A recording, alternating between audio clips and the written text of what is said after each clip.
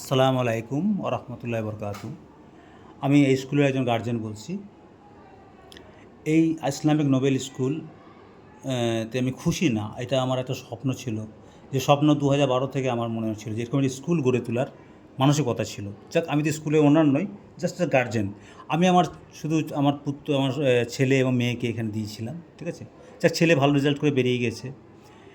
আমি গার্জেনদেরকে বলতে চাই, যারা স্কুলে যাদের সন্তান-সন্ততি পড়াশোনা করছে, যে একটু ধৈর্যের সঙ্গে সাহায্য চাইবেন আল্লাহর কাছে।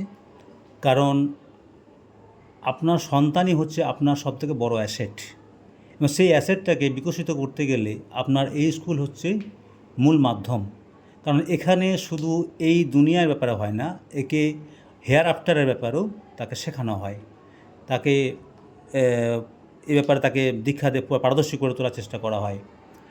কারণ আপনার সবথেকে বড় সফলতা ওটাই, যদি আপনার ছেলে যদি সুসন্তান হয়, ঠিক আছে? ইনভেস্টমেন্ট দুরকম হতে পারে। অর্থ দিয়ে তার বাড়ি ঘর করে রাখলেন, সেটা ইনভেস্টমেন্ট। আর আপনার ছেলেকে মানুষ করলেন, এটা একটা ইনভেস্টমেন্ট। তো আমি এটাই বলতে চাই, প্রত্যেক গার্জেনকে রিকোয়েস্ট করছি তারা যেন এগিয়ে আসে, যে স্কুলকে সাহায্য করার, তার ছেলেপিলে দিয়ে তাদেরকে ঠিকমতো মেনটেনেন্স দিয়ে যেন স্কুলকে সাহায্য করে। অনেক সময় হয় হয়তো স্কুল যে কর্তৃপক্ষ, তাদের সঙ্গে হয়তো মন মানসিকতা অনেক সময় মিল নাও হতে পারে, আপনার হতে পারে, মেবি উই আর ডিফার। কিন্তু আমাদের সর্বোপরি ব্যাপার হচ্ছে আমাদের সন্তানকে আল্লাহমুখী করে তুলতে হবে, Allah centered instead of worlds affair centered. Allah centered হলে আপনার দুটো দিকে লাভ হচ্ছে, ঠিক আছে না? সবাই ডাক্তার ইঞ্জিনিয়ার হতে পারে না, হওয়া সম্ভবও নয়, হলে পৃথিবীতে চলবে না।